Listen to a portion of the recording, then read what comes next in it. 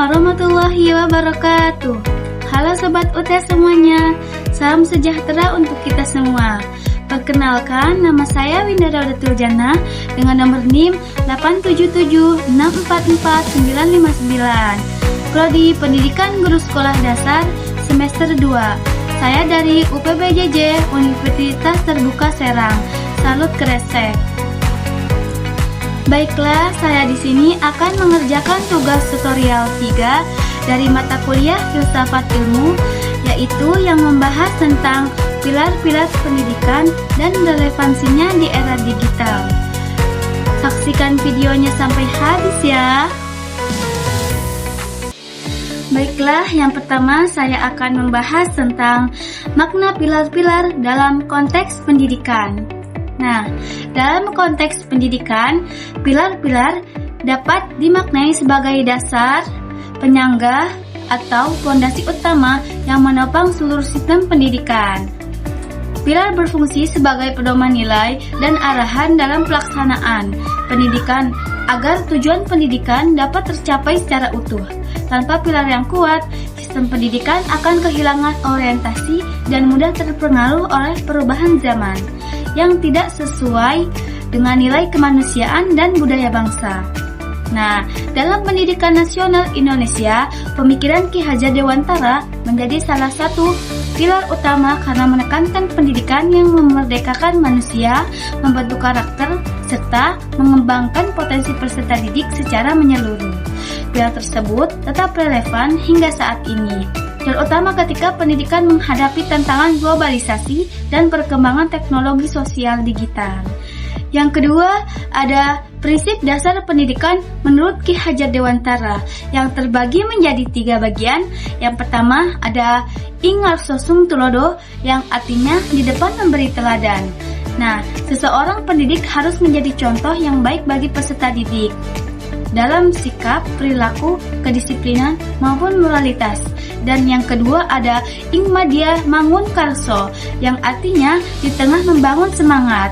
Guru harus hadir bersama peserta didik untuk membimbing, memotivasi, dan menciptakan suasana belajar yang aktif serta kolaboratif. Dan yang ketiga ada Tuturi Handayani yang artinya di belakang memberi dorongan. Guru memberikan kepercayaan kepada peserta didik untuk berkembang mandiri, tetapi tetap memberi dukungan dan arahan. Baiklah, yang ketiga ada relevansi di era digital. Nah, di era digital, pendidikan mengalami banyak perubahan, terutama dengan berkembangnya pembelajaran daring dan penggunaan teknologi dalam proses belajar. Prinsip Ki Hajar Dewantara tetap relevan karena guru tetap dibutuhkan sebagai pembimbing dalam penggunaan teknologi secara positif. Guru tidak hanya menyampaikan materi, tapi juga membantu peserta didik memahami etika digital dan memanfaatkan teknologi untuk hal yang bermanfaat. Baiklah, selanjutnya saya akan membahas tentang tantangan penerapan prinsip dalam era digital. Nah, perkembangan teknologi membawa berbagai tantangan dalam pendidikan seperti menurunnya fokus belajar, penyalahgunaan media sosial, plagiarisme, dan perundungan siber. Selain itu, interaksi langsung antara guru dan peserta didik juga semakin berkurang akibat pembelajaran digital. Oleh karena itu, guru memiliki peran penting dalam membimbing peserta didik agar mampu menggunakan teknologi secara bijak dan tetap memiliki karakter yang baik. Refleksi pendidikan nasional saat ini. Menurut saya, pilar pendidikan Ki Hajar Dewantara masih sangat relevan untuk menjawab persoalan pendidikan nasional saat ini. Yang pertama, keteladanan guru.